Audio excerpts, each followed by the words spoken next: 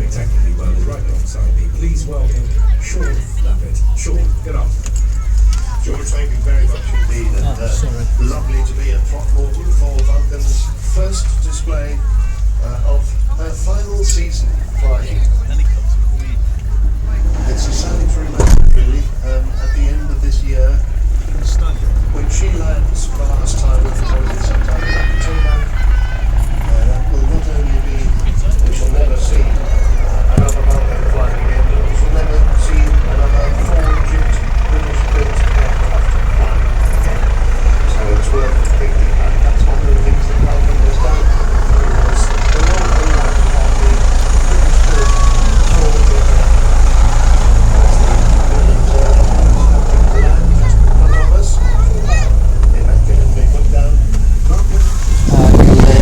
She's over on the far side of the airfield, waiting to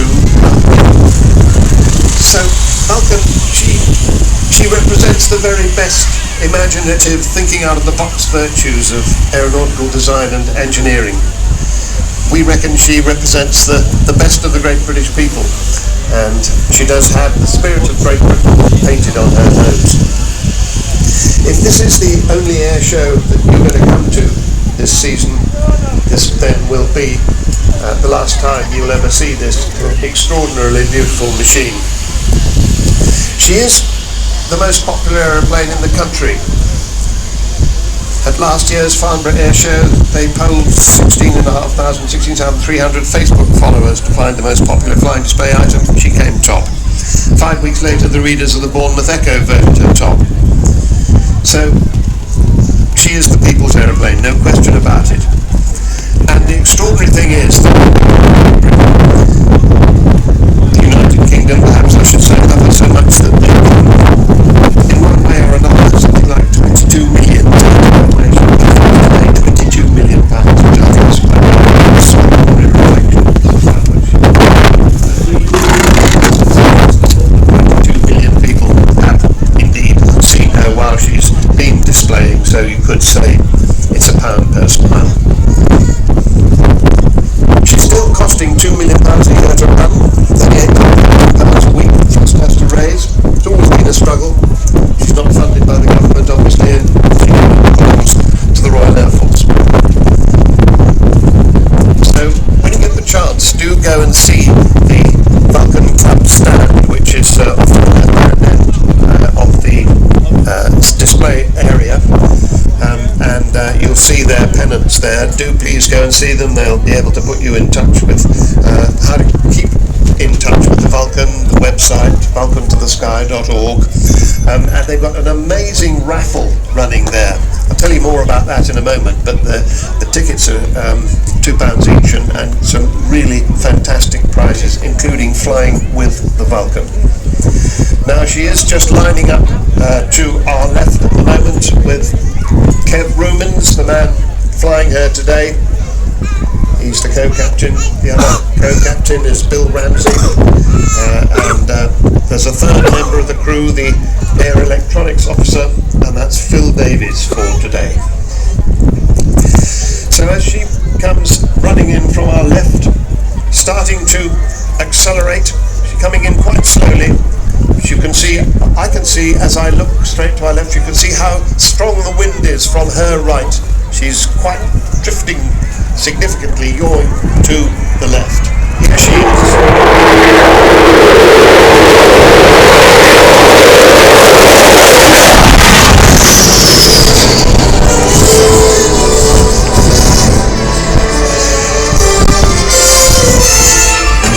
see the air brakes coming out on the top and bottom of the wing as she turns away there. That's to slow her down after acceleration. We just heard the beginning of the Vulcan howl from those four Olympus jet engines.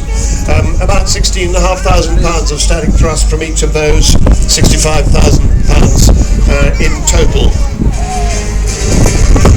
This is the aeroplane, don't forget, that protected this country against of nuclear holocaust in the days when she was part of the mutually assured destruction that prevented the Third World War happening. Coming back in towards us, Ken Rumans will apply the power soon and take her into about 3/4 of a spiral climb.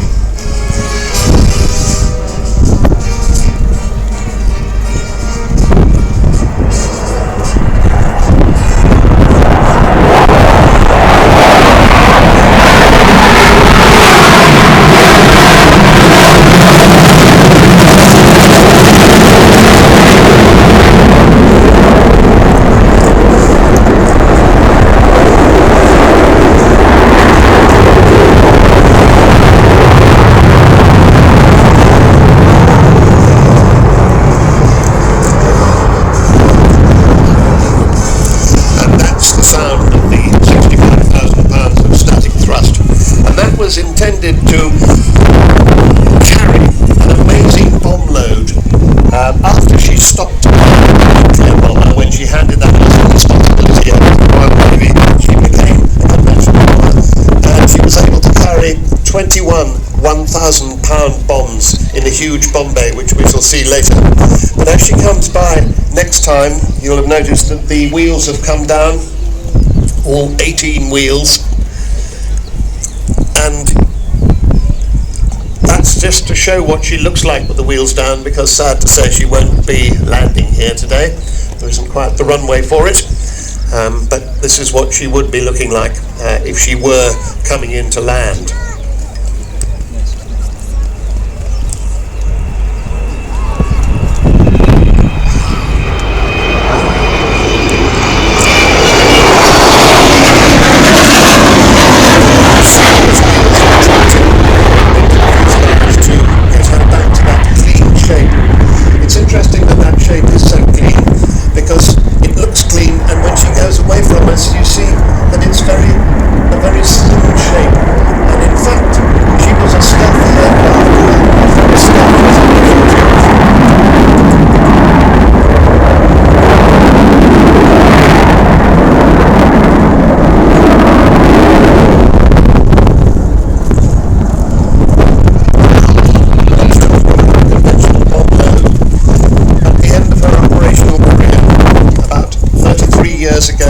Over 33 years ago, in 1982, a Vulcan hit the centre line of Port Stanley runway in the Falkland Islands with one bomb and the edge of the runway with another, making the runway unusable for Argentine fast jets. And until the Gulf War, it was the longest bombing raid in history, 7,760 miles round trip, about the same as from here to Bali in one hop. And it took no less than 18 air-to-air refuelings. The thing is, though, they had to drop 21 of those bombs to be sure of just having 2 of them hit the runway, because these were Second World War dumb bombs, and that's what you had to do. So there was the bomb bell wide open, that's where those 21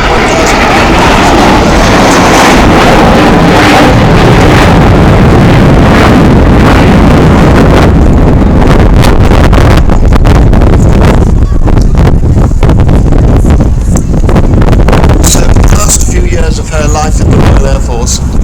She first flew in 1952, did the Vulcan prototype.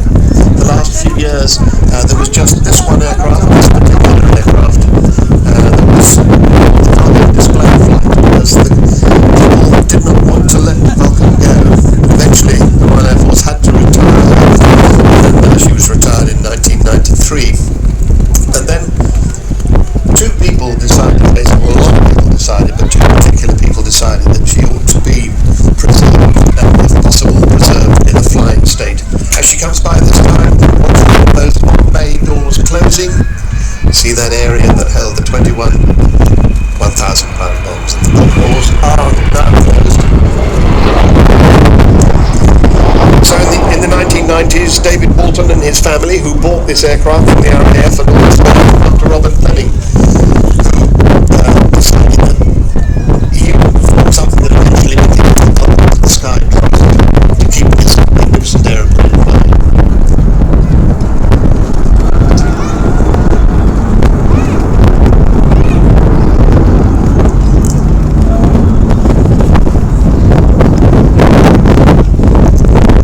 Wonderful silhouetted against the puffy white clouds and the camouflage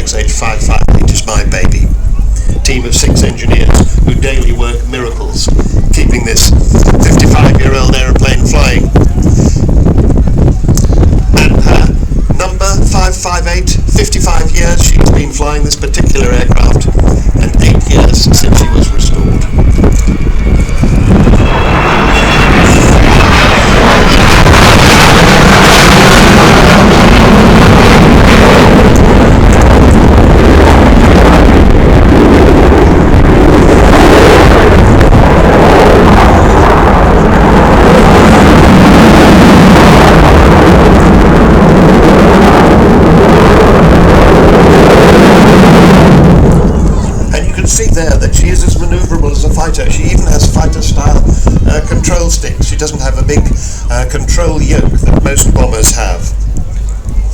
She now lives at what used to be RAF Finningley. It's now called Robin Hood Airport, Doncaster, Sheffield. She was actually stationed there, this aircraft, between 1960 and 68, but she has her own hangar now, and you can go and visit her there. They have all sorts of visiting facilities there. And actually that facility will go on after she stops flying after this season. We also hope that she'll be able to continue to run her engines and be able to do fast taxiing on the runway there.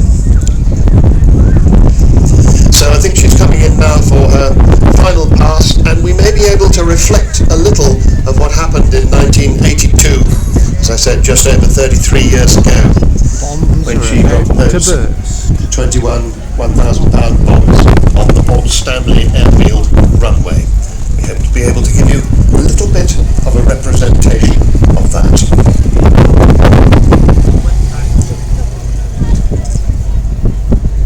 Don't forget that when she has finished her flying display, you'll be very welcome at the club stand.